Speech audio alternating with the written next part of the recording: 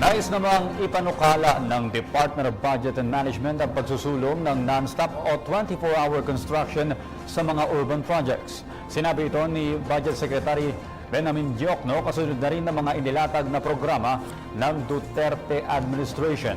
Ayon kay Diokno, base kasi sa pag-aaral ng Japan International Cooperation Agency o JICA, umabot sa 2.4 billion pesos kada araw ang nawawala sa ekonomiya ng bansa dahil sa problema sa trapiko.